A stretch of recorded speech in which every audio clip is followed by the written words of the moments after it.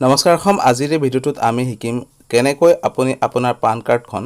আপোনাৰ আধাৰ কাৰ্ডৰ সৈতে লিংক কৰিব নিজৰ মোবাইলতে ঠিক আছে ভিডিঅ'টোৰ তলত এটা লিংক দিয়া আছে আপুনি তাতে ক্লিক কৰক আৰু এই ৱেবছাইটটো ভিজিট কৰক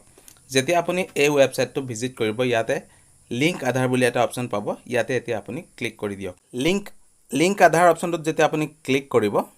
ইয়াতে বিভিন্ন ধৰণৰ অপচন আহি যাব পান কাৰ্ডৰ অপচন আহি যাব আধাৰ নাম্বাৰ অপচন আহি যাব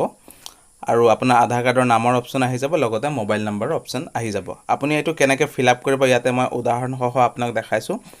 প্ৰথমতে আপুনি আপোনাৰ পেন কাৰ্ডৰ নাম্বাৰটো দিব তাৰ পিছত আপোনাৰ আধাৰ কাৰ্ডৰ নাম্বাৰটো দিব তাৰ পিছত আপোনাৰ নামটো দিব তাৰ পিছত আপুনি যিকোনো এটা মোবাইল নাম্বাৰ দিব তাৰ পিছত আপুনি এটা দুটা টিক দেখা পাইছে যদি আপোনাৰ আধাৰ কাৰ্ডত অকল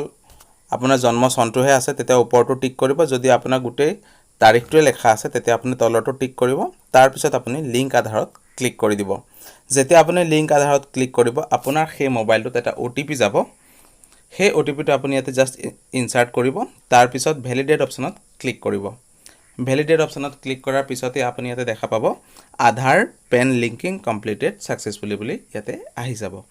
গতিকে এদৰে আপুনি আপোনাৰ পেন কাৰ্ডখন আপোনাৰ আধাৰ কাৰ্ডৰ সৈতে লিংক কৰিব পাৰিব